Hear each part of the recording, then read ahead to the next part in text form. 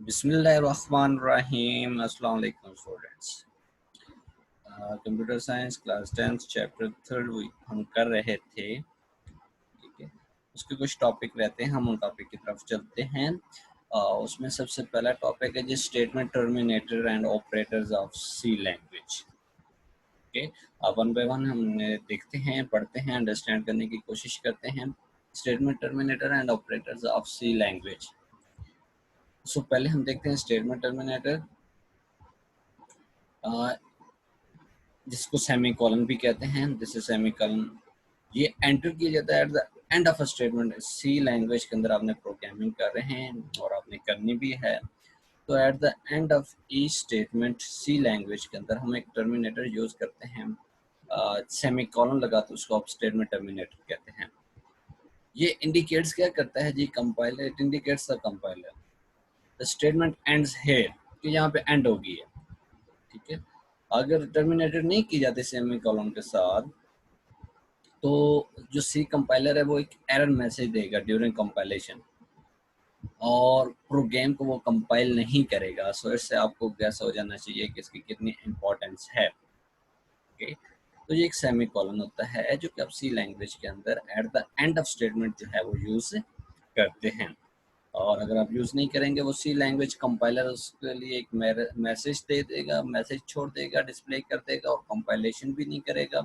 और जो है वो कंपाइल जब नहीं होगा तो आउटपुट आपको नहीं आएगी नज़र। ठीक है, अ, जो एक्सप्रेशन है वो बेसिकली कंसिस्ट करते हैं कांस्टेंट एंड वेरिएबल्स पे, और कंबाइन होते हैं तो आपस में एक दूसरे के साथ ऑपरेटर्स के थ्रू। यूजिंग ऑपरेटर्स आप उनको एक्सप्रेशन और कांस्टेंट और वेरिएबल्स को क्या करते हैं? कंबाइन करते हैं। तो बेसिकली ऑपरेटर क्या है? एक सिंबल है जो कि यूज किया जाता है to command the computer to perform a certain mathematical logical operation. Right, कौन सा ऑपरेशन आपने परफॉर्म करना, तो वहाँ पे एक सिंबल आप यूज करते हैं कंप्यूटर को और कमांड करने के लिए कि वो ये वाला सिंबल जो है वो एक्सप्लेन करे, या जो भी उसने उसका परफॉर्म करना है रिजल्ट वो उस पर दे दे उसके बेस पे। तो ऑपरेटर यूज किए जाते हैं to operate on data and variables. तो फॉलोइंग टाइप्स हैं ऑपरेटर्स की जो सी लैंग्वेज के अंदर कॉमनली यूज किए जाते हैं। उसमें अरिथमेटिक ऑपरेटर्स हैं, उसमें असाइनमेंट ऑपरेटर्स हैं, उसमें रिलेशनल ऑपरेटर्स हैं, उसमें लॉजिकल ऑपरेटर्स हैं, और उसमें इंक्रीमेंट और डिक्रीमेंट ऑपरेटर्स हैं। ठीक है, ये डिफरेंट टाइप्स ऑपरेटर्स के जो हम यूज करेंगे, और इनको बारी बारी हम आगे एक्सप्लेन भी करेंगे। ठीक है, सो अरिथमेटिक ऑपरेटर और इसकी टाइप्स हम देख लेते हैं पहले। जैसे मैंने कहा कि हम देखते हैं तो अरिथमेटिक ऑपरेटर और इसके टाइप्स क्या हैं। तो अरिथमेटिक ऑपरेटर्स क्या हैं? यूज होते हैं कि अरिथमेटिक ऑपरेशंस परफॉर्म करना। अरिथमेटिक ऑपरेशंस कौन से हो सकते हैं? वो एडिशन है, सब्ट्रैक्शन है, मल्टीप्लिकेशन है, डिवीजन है, और या आपने also to find the remainder obtained when एक इंटीजर को आप डिवाइड करें एक दूसरे इंटीजर से, और उससे आप गेट करना चाह रहे हैं रिमाइंडर, तो आप उस वहाँ पे भी अरिथमेटिक ऑपरेटर यूज करते हैं। अब अरिथमेटिक ऑपरेटर्स के सी लैंग्वेज के सी प्रोग्रामिंग के अंदर, सी लैंग्वेज के अंदर कौन कौन से टाइप्स हैं? तो सबसे पहले एडिशन है, ऑपरेटर है, उसके लिए ये वाला सिंबल यूज करते हैं और इसको ऑपरेशन एडिशन कहेंगे। दिस वन सिंबल यूज करते हैं सब्ट्रैक्शन कहेंगे। ये सिंबल यूज करते हैं फॉर मल्टीप्लिकेशन। दिस यूज करते हैं for division, and this one use करते हैं फॉर रिमाइंडर या मॉडुलस ऑपरेटर्स कहते हैं। ठीक है, तो हम इस अरिथमेटिक ऑपरेटर को ज़रा फिगर में देखते हैं आगे। ये देखिए, एक काम है आपके सामने, ये एक प्रोग्राम सी लैंग्वेज पे लिखा हुआ है, और कंपाइलर जो है, सॉरी एडिटर जो है वो डेव सी प्लस प्लस को यूज़ करके ये इसकी यहाँ पे कोड लिखा गया। तो hash include and this in ये ऊपर सारी आपकी हेडर फाइल्स हैं। ठीक है, इनको आप हेडर फाइल्स कहेंगे। और यहाँ से मेन फंक्शन स्टार्ट होता है सी लैंग्वेज की प्रोग्रामिंग यहाँ पे। तो ये इंट इंटीजर टाइप डाटा है, ये एक्स वाई जो है, सम, ये डिफरेंस, ये प्रोडक्ट, ये क्वोशंट, ये रिमाइंडर, सारे उसके क्या हैं? ये वेरिएबल्स हैं, बट किस टाइप के? इंटीजर टाइप के। अब ये आपने प्रिंट एफ और जो है इनपुट आउटपुट फंक्शंस पढ़े थे, और उन्हीं को यहाँ पे यूज़ किया जा रहा है। यहाँ पे प्रिंट एफ है। ठीक है, और इससे क्या है कि आप आउटपुट शो करने के लिए देखो कि एंटर टू नंबर्स, जिनके ऊपर आपने क्या परफॉर्म करना है, एडिशन करनी है, सब्ट्रैक्शन करनी है।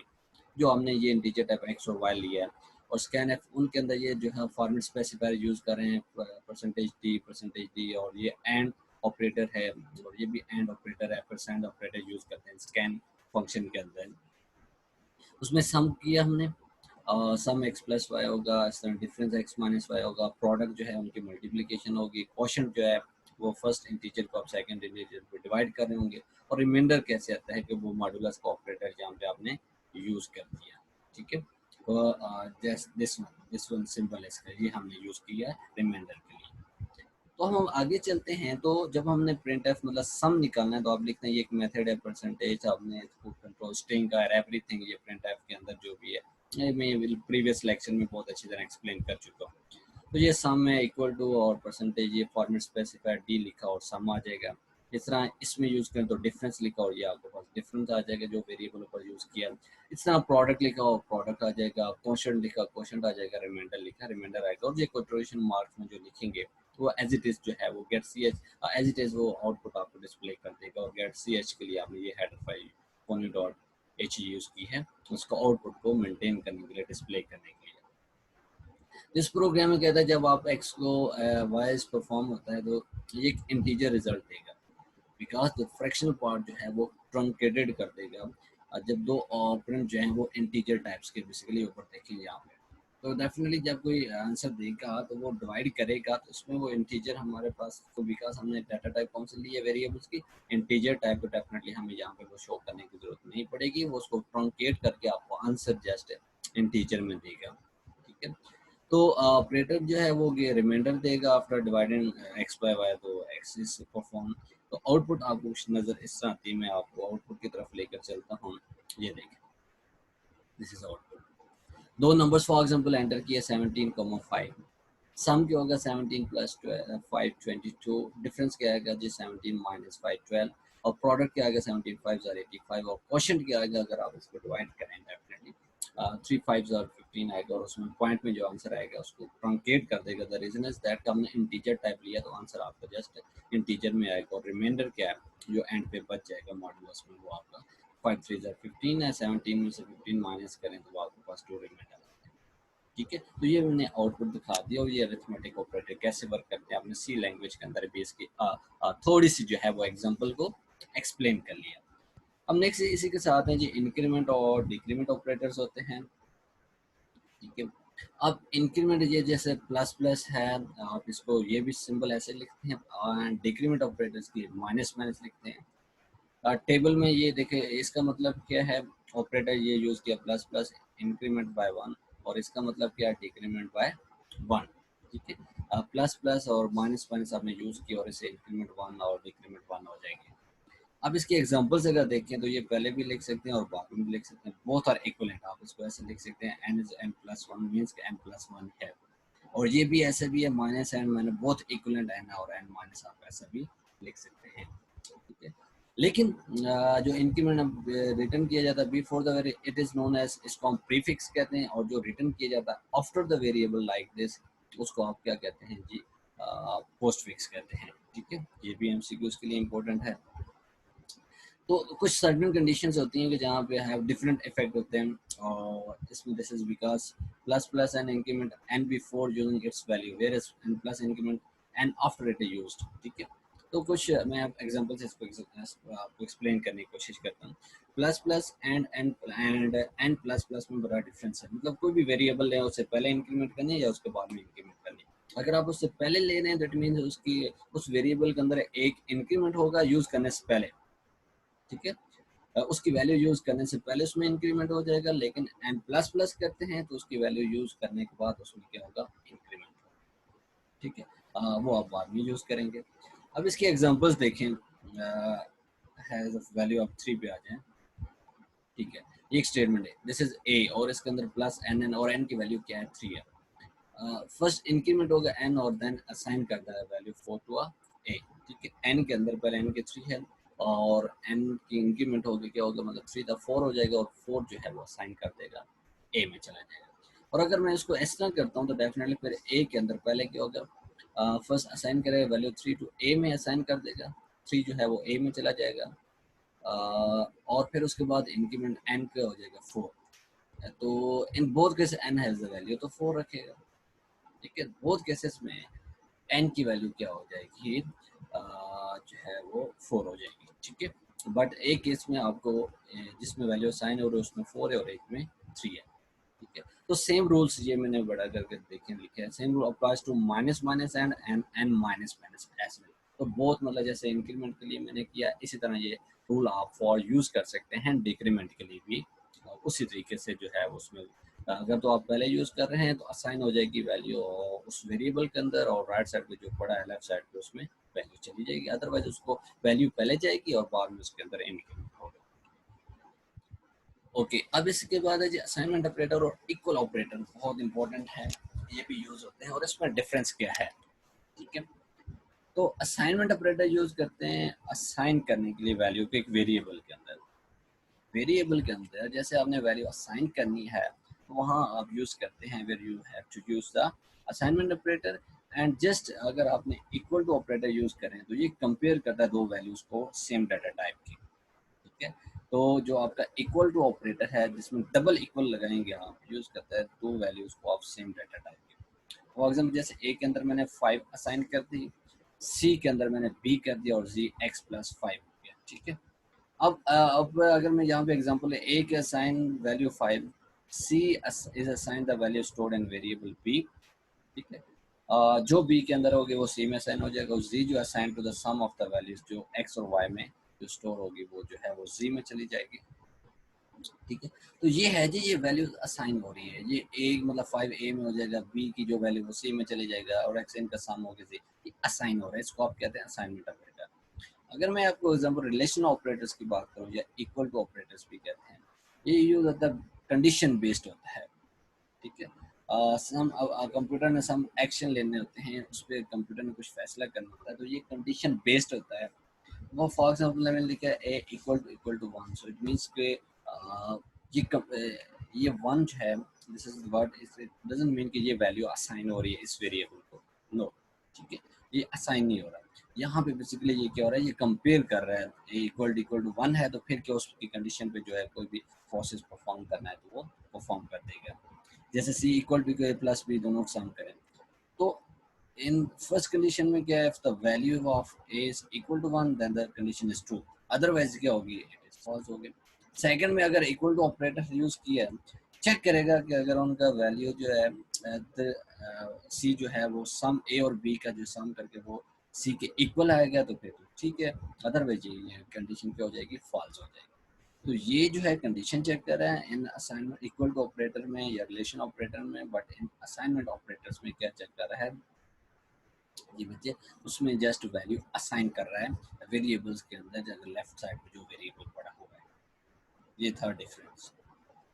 अगेन साथ ही डिफरेंस आप जो है बाइनरी और यूनरी ऑपरेटर्स के बीच में लिखना है। जो सिंगल ऑपरेंड होता है, operator work with single operand, उनको नॉन कहते हैं यूनरी ऑपरेटर।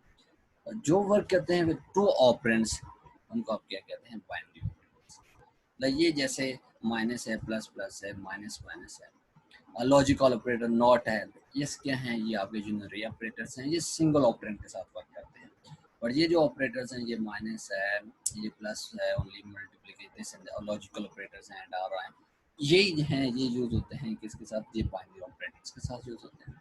अब यूनरी ऑपरेटर जैसे ये आपने यूज किया इक्वल टू माइनस भी, ये एक ऑपरेटर है, के प्लस प्लस माइनस। लेकिन ये एग्जाम ये देखें आपके पास बाइनरी ऑपरेटर, ये दो ऑपरेटर, ये बीच में एक्स प्लस है, ये देखिए ये मल्टीप्लिकेशन है, ये तो ये आपने क्या किए हैं, तो मतलब ये एक ऑपरेटर्स नहीं है, आपके पास मल्टीपल ऑपरेटर्स हैं, ठीक है। दो या दो से ज़्यादा भी हो सकते हैं, तो वहाँ पे आप उनको, तो लेकिन अगर जस्ट दो तक लिमिटेड है तो आप उसको बाइनरी ऑपरेटर्स कहेंगे, ठीक है।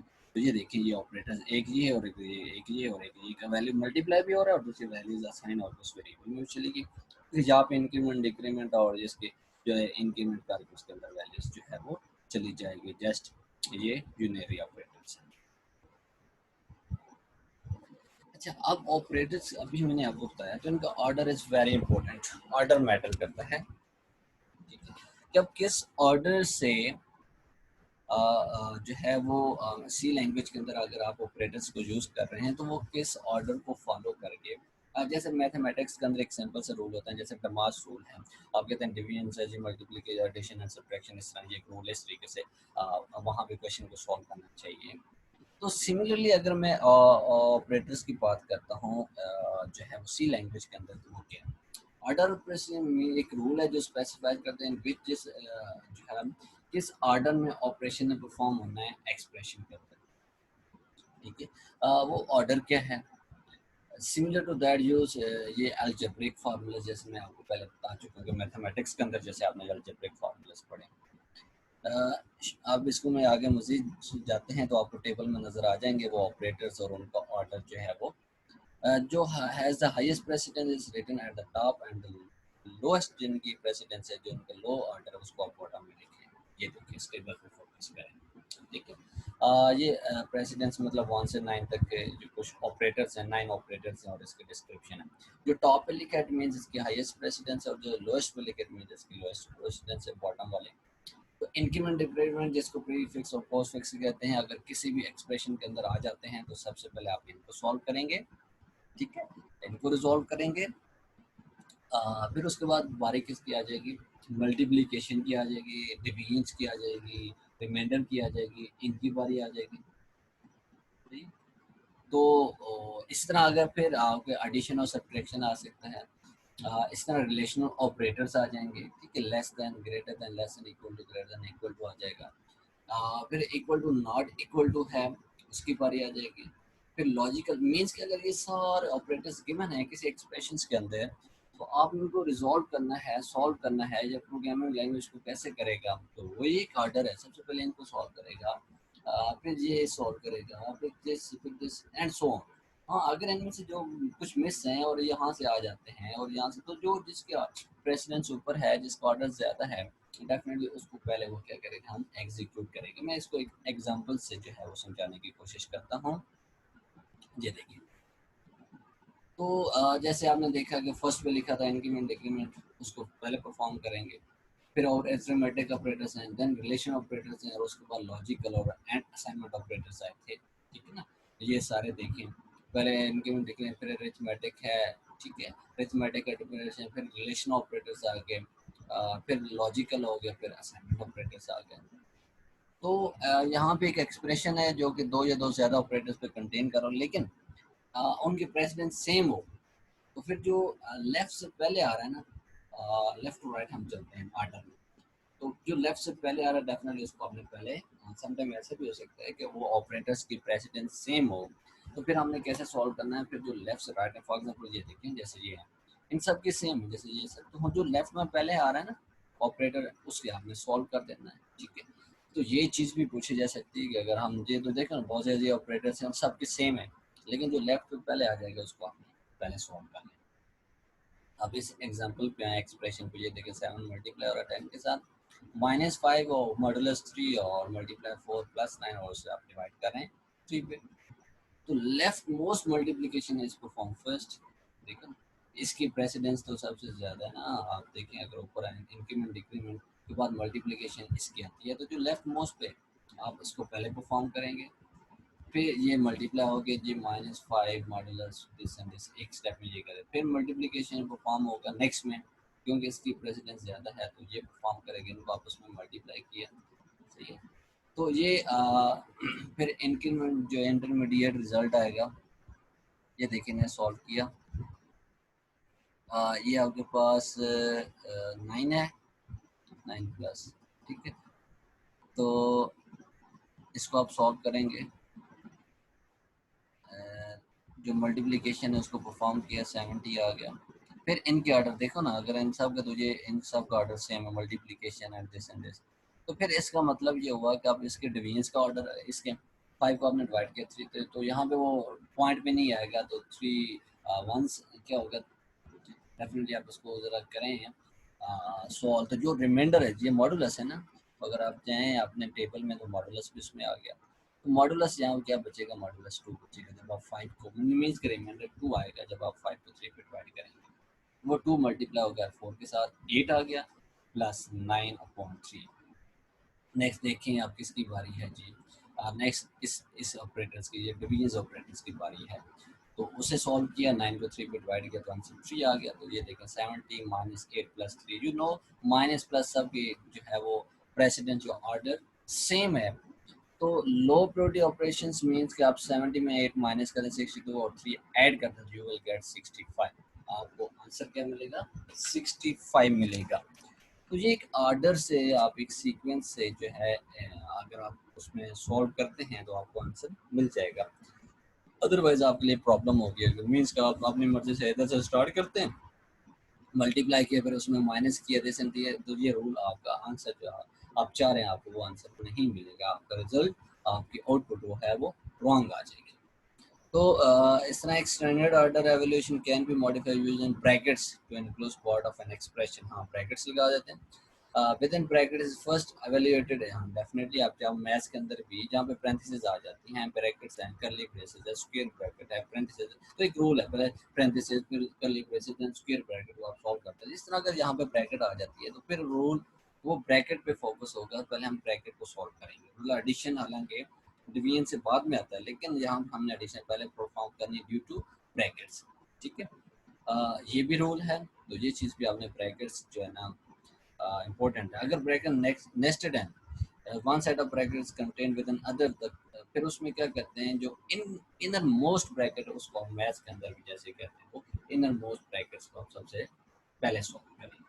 ठीक है, तो ये भी एक रूल है और ये भी एमसीक्यूज के लिए इम्पोर्टेंट है, तो आपने इस चीज़ को भी याद रखना। अब आगे नेक्स्ट टॉपिक है आपका इंटीजर फॉर्मेट स्पेसिफायर्स, जो आप यूज़ करते थे प्रिंट एफ में। ठीक है, जो आप यूज़ करते थे स्कैन एफ में भी यूज़ कर सकते हैं। ठीक है, तो वो फॉर्मेट स्पेसिफायर्स आपने कैसे इनको इम्प्लीमेंट करना है, कैसे यूज़ करना है, तो ये देखें, ये एक एग्जांपल्स है। पहले तो देखें फॉर्मेट स्पेसिफायर जो परसेंटेज डी है, इसको यूज़ किया जाता है रीड करने या प्रिंट करने के लिए डेसिमल इंटीजर को, और जो आपके पास आईडी यूज़ किया जाता है जो है लॉन्ग इंटीजर्स को, वैसे एल डी है। ठीक है, और इस तरह आपके पास ओनली आई आता है, मीन्स के जो आपका आई और परसेंटेज डी है ना, वो इंटीजर के लिए है, डेसिमल इंटीजर के लिए तो वो सेम ही है, उसमें इतना जो है वो ज़्यादा डिफरेंस नहीं है। तो ये देखें इंटीजर है, डाटा टाइप, और ये variable A B C D की है, और इसमें हमने एंटर वैल्यू करनी ए की, और उसकी वैल्यू को हमने वेरिएबल ए में असाइन करनी, स्कैन एफ यूज़ किया, और यहाँ पे ये फॉर्मेट स्पेसिफाई यूज़ कर रहे हैं परसेंटेज डी, और ये क्या है, ये इंटीजर टाइप है। ठीक है, इस तरह भी आगे यूज़ किया, इसमें भी हमने ये कर दिया प्रिंट ए, इसमें फिर ए के अंदर वैल्यू जाएगी, फिर इस तरह जो है वो वैल्यू बी की और उसको आपने, या बी भी इंटीजर टाइप है, फिर उसके अंदर वैल्यू असाइन होगी। फिर इस तरह ये हम वैल्यूज हेक्साडेसिमल में और प्रीसीडेड बाय 0 इनटू दिस, और जो हेक्साडेसिमल में आप वैल्यू असाइन करेंगे, जहाँ पे वो आपके पास लॉन्ग है ना, तो वो परसेंटेज आपने वो लिख दी और उसमें वैल्यू सारी ये असाइन हो जाएगी। तो इस चीज़ का अगर आप रिजल्ट देखें, आउटपुट पे फोकस करें, तो आउटपुट से इस चीज़ को आप इजीली अंडरस्टैंड कर पाएंगे।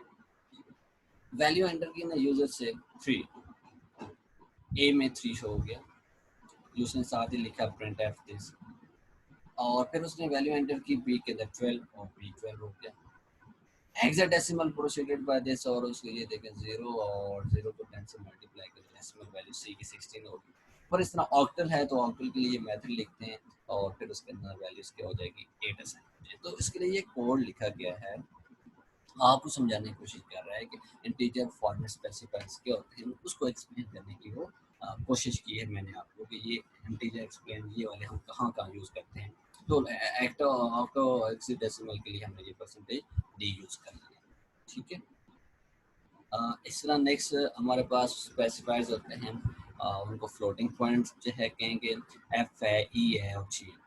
तो जो यूज़ करते हैं read operand floating point numbers, मतलब इन डेसिमल नोटेशन, और इसकी प्रिसीजन मैक्सिमम की हो सकती है 6 डिजिट हो सकती है।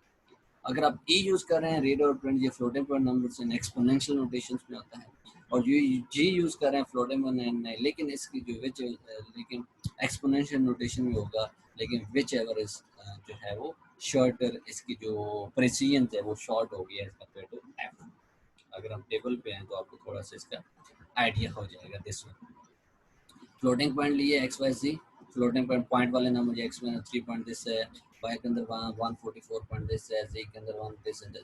और जब इन सबको मैंने प्रिंट किया तो ये देखो एक्स में पहले आफ्टर डेसिमल 6 डिजिट तक चला गया, और ये जो है y है वो किस में एक्सपोनेंशियल e में चला गया, जैसे आपने कहा कि अगर आपने एक्सपोनेंशियल फॉर्म में शो करवाना है दिस वन तो उसमें आ जाएगा। और ये लास्ट है ये शॉर्टर है, पॉइंट के बाद 2 डिजिट्स तक चला गया, ठीक है।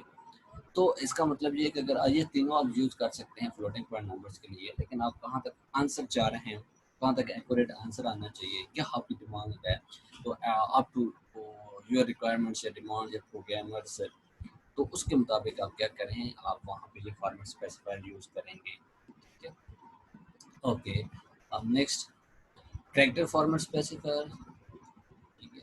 तो ये इसके लिए आप यूज़ करते हैं परसेंटेज सी। ये रीड सिंगल कैरेक्टर को अगर आपने रीड करना है, सिंगल कैरेक्टर को आपने प्रिंट करना है, तो उसके लिए वो यूज़ करते हैं।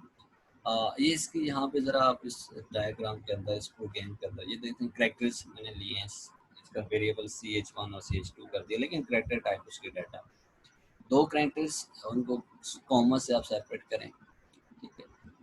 वो यहाँ पे लगा दिया है। अब डेफिनेटली इन कैरेक्टर्स C1 और CH1 और CH2 की वैल्यूज को आपने असाइन करना है इस परसेंटेज सी और परसेंटेज सी कैरेक्टर, और इस पे प्रिंट कर देंगे कैरेक्टर्स, और ये वैल्यूज उसके असाइन हो जाएगी। तो प्रिंट एफ और स्कैन एफ का इनपुट आउटपुट फंक्शन में आपको हैंडलिंग का ऑलरेडी बता चुका हूँ। डेफिनेटली यहाँ पे मैं उस चीज़ को अभी ज़्यादा एक्सप्लेन करने की कोशिश नहीं कर रहा, जिसमें आपको जो फॉर्मेट स्पेसिफायर यूज़ हो रहे हैं उनका बता रहा हूँ। ये परसेंटेज सी, तो ये कैरेक्टर सिंगल कैरेक्टर्स उसके अंदर जो है उस वेरिएबल के अंदर वैल्यूज असाइन हो जाएगी, ठीक है। जैसे ये है कि एंटर जो है two characters separated by commas, मतलब उसने ऊपर लिखा है ये आउटपुट में ऐसे प्रिंट एफ में आ जाएगा, ए कॉमा बी किया तो टाइप कैरेक्टर्स क्या आ जाएंगे, ए एंड बी आ जाएंगे। जो आपने किया था वो type characters percentage C and this and this, तो वो कैरेक्टर्स ये आपने वेरिएबल यूज किया और इसके अंदर आपका आंसर आ गया, ठीक है। ये था टॉपिक। Thank you students.